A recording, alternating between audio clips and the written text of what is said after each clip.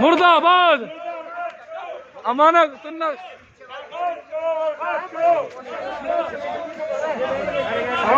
खान को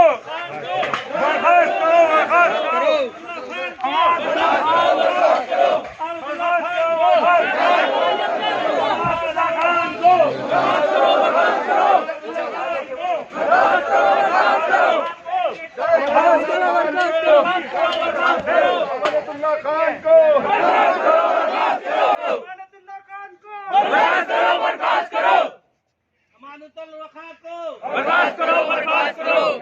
अमानतुल्लाह चोर है, चोर है, चोर है। अमानतुल्लाह चोर है, चोर है, चोर है। अमानतुल्लाह चोर है, चोर है, चोर है। अमानतुल्लाह चोर है, चोर है, चोर है। अमानतुल्लाह चोर है, चोर है, चोर है। अमानतुल्लाह चोर है, चोर है, चोर है। अमानतुल्लाह चोर है, चोर है, चोर है। अमानतुल्लाह चोर है, चोर है, चोर है। अमानतुल्लाह चोर है, चोर है, चोर है। अमानतुल्लाह चोर है, चोर है, चोर है। अमानतुल्लाह चोर है, चोर है, चोर है। अमानतुल्लाह को बर्खास्त करो, बर्खास्त करो, बर्खास्त करो। अमानतुल्लाह को बर्खास्त करो, बर्खास्त करो, बर्खास्त करो। चोर है, चोर है। अमानतुल्लाह खान चोर है, चोर है। अमानतुल्लाह खान चोर है, चोर है। अमानतुल्लाह खान चोर है, चोर है। अमानतुल्लाह खान चोर है, चोर है। वक्त पे चोरी बंद करो, बंद करो, बंद करो। वक्त पे चोरी बंद करो, बंद करो, बंद करो।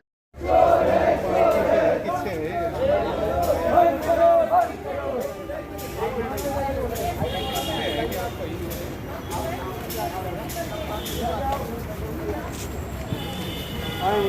शाही इमाम साहब, बिस्मिल्लाहिर्रहमानिर्रहीम।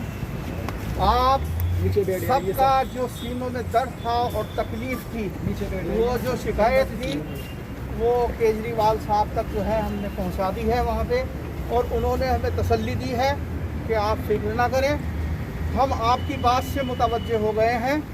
आपने कतबी जो शिकायत दी है इस पे हम ध्यान देंगे और तवज्जो रखेंगे, और उनको साफ साफ जाहिर कर दिया कि इतने दिनों से उसके गुंडे आ रहे, बराबर वहाँ पे पोस्टर फाड़ रहे, सब कर रहे, और वो धमकी दे रहा है। रात भी 20 आदमी आ गए थे उसकी तरफ से। उनको ये भी बतला दिया कि करबला में कल जो है वो चेहलुम है, वहाँ कोई शांति जो है वो ख़राब ना होने पाए, अमन के साथ में, चैन के साथ में वहाँ पे बैठ के मातम कर सकें, दुआ कर सकें।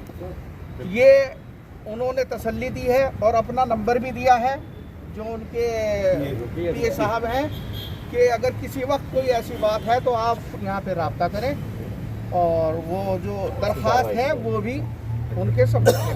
देखिए अब आप एक बात समझ लीजिए कि आप सब लोग जो आज आए थे, अंजुमन हैदरी की जो ये वक्फ जायदाद है, इस पर ये अमानतुल्लाह खान पहली बार ये मक्कारी नहीं कर रहा है। 2016 में जब ये पहली बार चेयरमैन बने थे अमानतुल्लाह खान, उस वक्त भी करबला की कंप्लेंट के ऊपर उस टाइम जो मेंबर थे मुफ्ती एजाज अरशद काज़मी साहब, उन्होंने शिकायत की थी कि हज़ारों करोड़ का गवर्नर अमानतुल्लाह खान कर रहा है। तब उस कंप्लेंट के ऊपर बाकायदा लेफ्टिनेंट गवर्नर साहब ने अमानतुल्लाह खान को हटाया था। उसके बाद 2019 में फिर यही मक्कारी इसने छुप कर करी। उस टाइम ये कहा कि जोरबाग की 1 लाख स्क्वायर फीट जगह का किराया कितना होना चाहिए, सिर्फ 20,000 रुपये महीना, जिसके लिए अभी आपका 1300 करोड़ का केस चल रहा है। उसमें वक्फ माफिया को फायदा पहुंचाने के लिए क्या बोला कि कुल 20,000 रुपये महीना किराया होना चाहिए।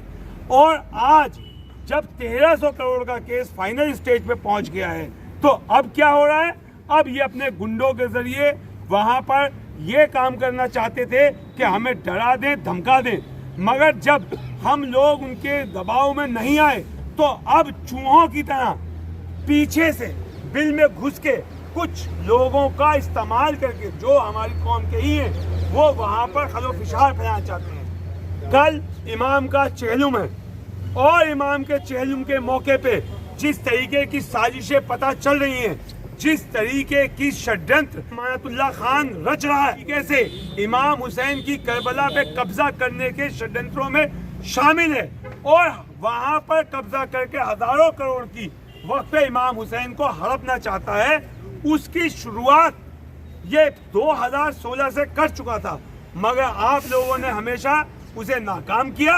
अब मौला के चेहलम के मौके पे जब कल वहां पर लाखों लोगों के आने का अंदेशा होता था जिस तरह, मगर इस बार कोविड गाइडलाइंस के तहत वहां पर लोग आएंगे।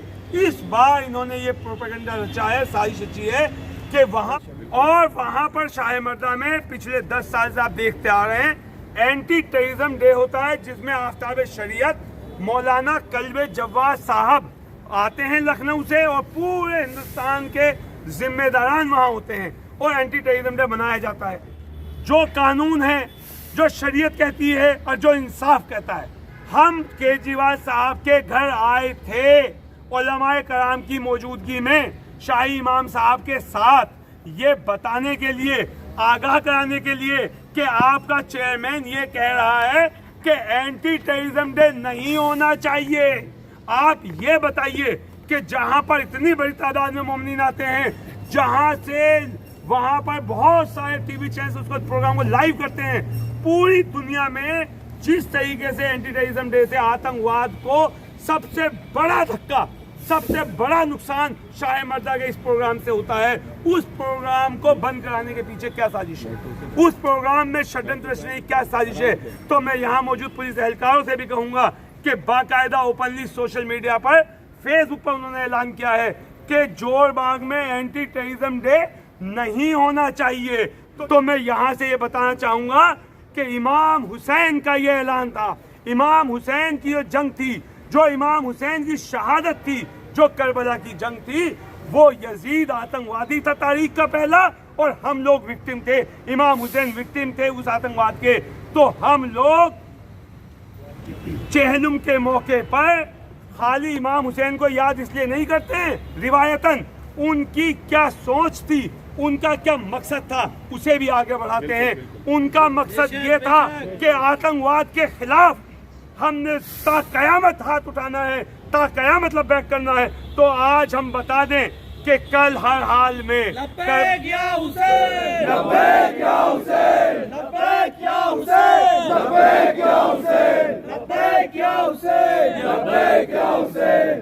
तो कल इंशाअल्लाह करबला के अंदर हमेशा की तरह आतंकवाद के खिलाफ नक्शा इमाम हुसैन पे चलते हुए आवाज बुलंद की जाएगी और जो अमानतुल्लाह खान हमारी हजारों करोड़ की वक्फ जायदाद को हड़प के, और उन्होंने जो ये कहा अमानतुल्लाह खान ने, केजरीवाल साहब ने आपको लिख के दिया है, वो ये कह रहे हैं कि मुझसे केजरीवाल साहब ने 500 करोड़ रुपया मांगा है, मुझसे 500 करोड़। संजय सिंह को केजरीवाल का नाम लेके कहा कि मुझे 500 करोड़ देना है इलेक्शन के लिए, यूपी इलेक्शन आ रहा है, दिल्ली का इलेक्शन आ रहा है, मुझे 500 करोड़ रुपया देना है। तो केजरीवाल साहब ये वक्फ जायदादों को आप छोड़ दें, करबला की वक्फ जायदाद से 500 करोड़ नहीं, जब तक हमारी जान में जान है 5 रुपए भी तुम्हारे इलेक्शन के लिए नहीं मिलेंगे, किसी कीमत पे नहीं मिलेंगे। और हम लोग इंसाफ पे चलने वाले हैं। हम लोग कल का चेहलुम पूरी तरह शांतिपूर्ण तरीके से हमेशा की तरह करेंगे और सब लोगों से मैं यही गुजारिश करूंगा, खास तौर से जो यहाँ पुलिस एहलकार हैं, कि वो इस मैसेज को अपने आला अधिकारी को पहुंचाएं, उस प्रोग्राम में खलल ना हो और इमीडिएटली अमानतुल्लाह खान को गिरफ्तार किया जाए, क्योंकि अगर गिरफ्तार नहीं हुआ तो कल ये कोई बड़ा फसाद कर सकता है। लिहाजा हमारी यहाँ से डिमांड है कि इमीडिएटली अमानतुल्लाह खान को गिरफ्तार किया जाए।